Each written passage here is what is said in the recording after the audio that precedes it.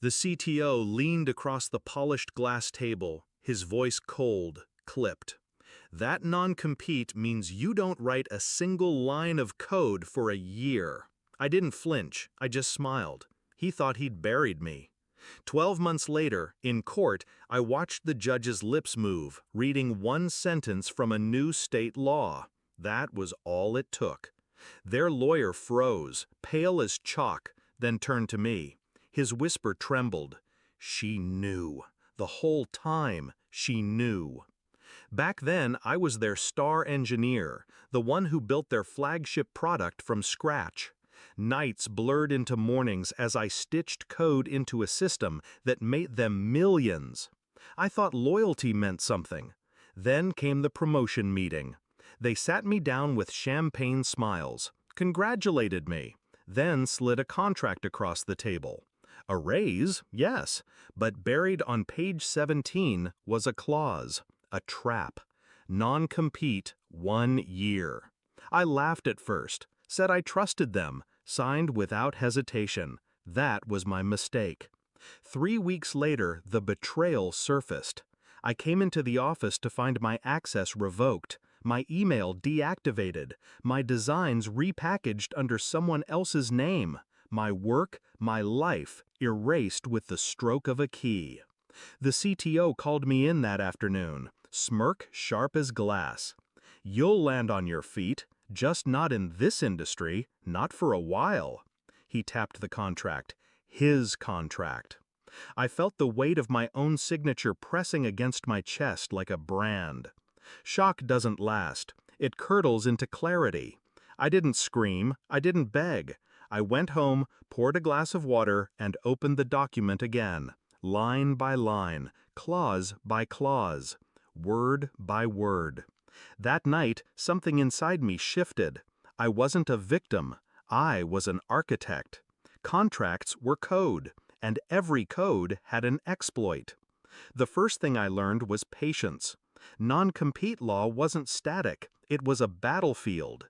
Judges shifted, legislatures tinkered, precedent changed like algorithms in flux.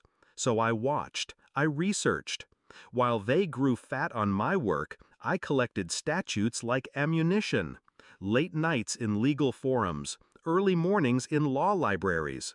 My laptop became a weapon, not for building systems, but for dismantling theirs. The second thing I learned was silence.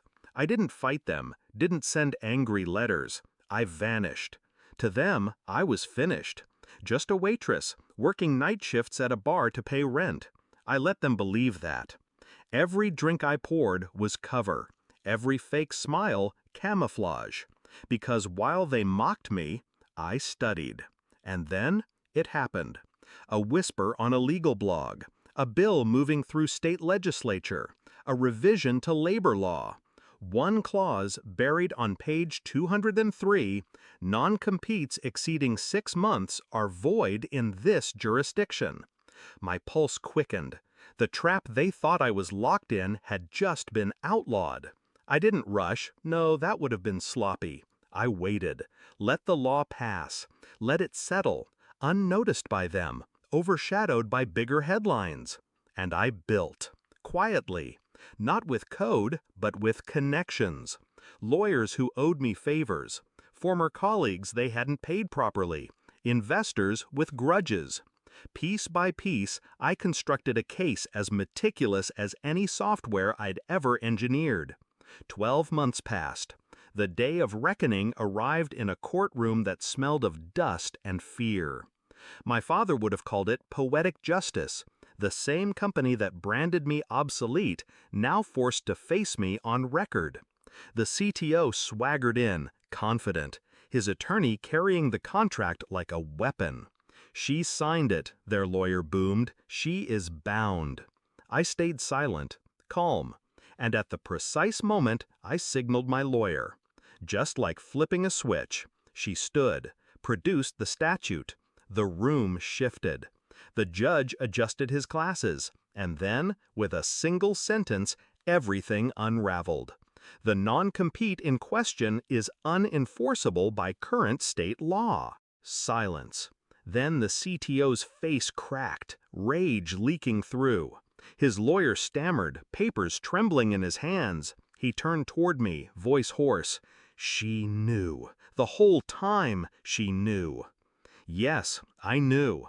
What followed wasn't loud. It didn't need to be. Investors fled their sinking ship once my countersuit surfaced. Evidence of stolen credit, falsified signatures, withheld royalties. Shareholders pulled out. Their board fractured. I walked out of that courtroom not just free, but holding rights they never thought I'd claim. My designs, my code, my name restored in ink and record. I think back sometimes to that meeting, his sneer across the glass.